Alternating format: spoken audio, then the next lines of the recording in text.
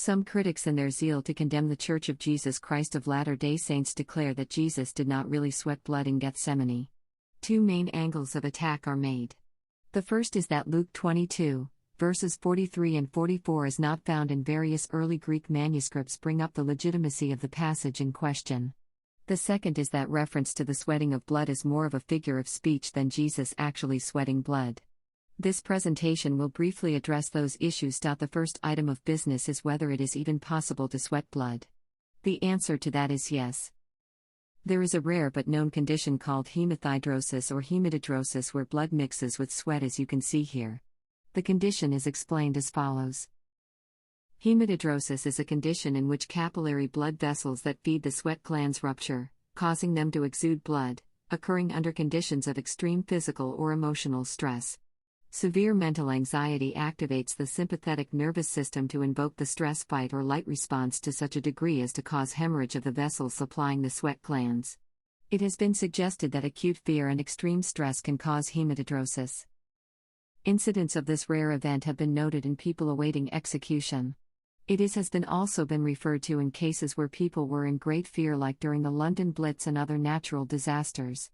Jesus was under great stress at this time, and this intense agony and stress is consistent with the rare condition of hematidrosis.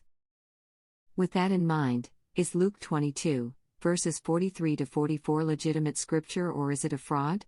Yes, it is true that this text is missing in some early Greek manuscripts. It should be pointed out that Latter-day Saints have no problem with the concept of the scriptures being altered or changed over time when they were originally written. Joseph Smith said as much as you can see here. Critics who attempt to discredit our view of Jesus sweating blood by questioning the legitimacy of Luke's account here should understand they risk validating a Latter-day Saint view we are often criticized for. With that in mind, it is true this portion of text is missing in some early manuscripts. The important word there is some.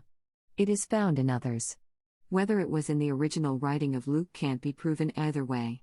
Some say that it may not have been in the original Luke, but its teaching was around in oral traditions that eventually were written into the text. What is clear is that it is found in modern translations today, and there has been no effort made to have it removed. Not much more to say on this, which leaves us to the second strategy. Some say Jesus did not really sweat blood, but he sweated so much that the term is a figure of speech or simile. I guess that can be true, but that is a strange way to express heavy sweating.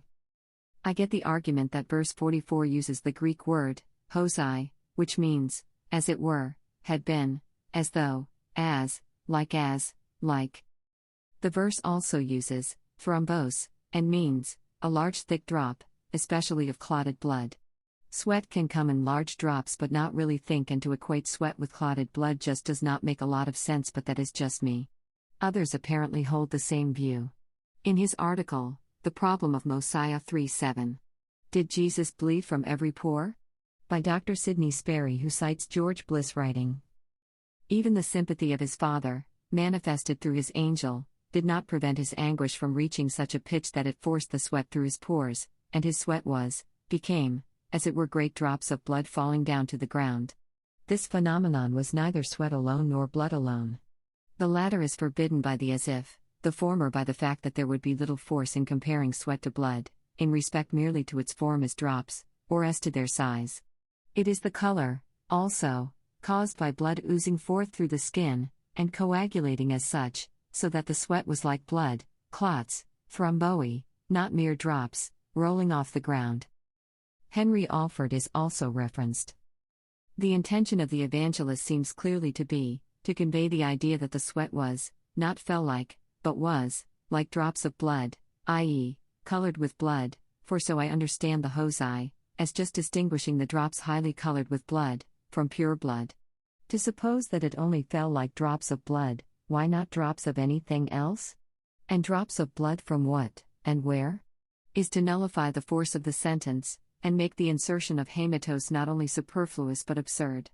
We can conclude quite justifiably that the terminology used by the Gospel writer to refer to the severe mental distress experienced by Jesus was intended to be taken literally, i.e., that the sweat of Jesus became bloody. Scholars, of course, will disagree among themselves and debate the issue probably forever. For Latter-day Saints, the Book of Mormon and Doctrine and Covenants both testify that Jesus did sweat blood. Mosiah 3:7 in the Book of Mormon. And lo, he shall suffer temptations, and pain of body, hunger, thirst, and fatigue, even more than man can suffer, except it be unto death. For behold, blood cometh from every pore, so great shall be his anguish for the wickedness and the abominations of his people.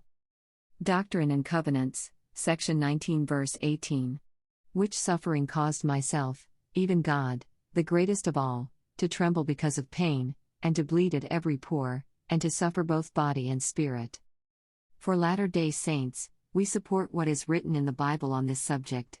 Yet critics will say we don't believe the Bible while they tell us we are wrong here. Can't make everyone happy, I guess. Thank you for your time.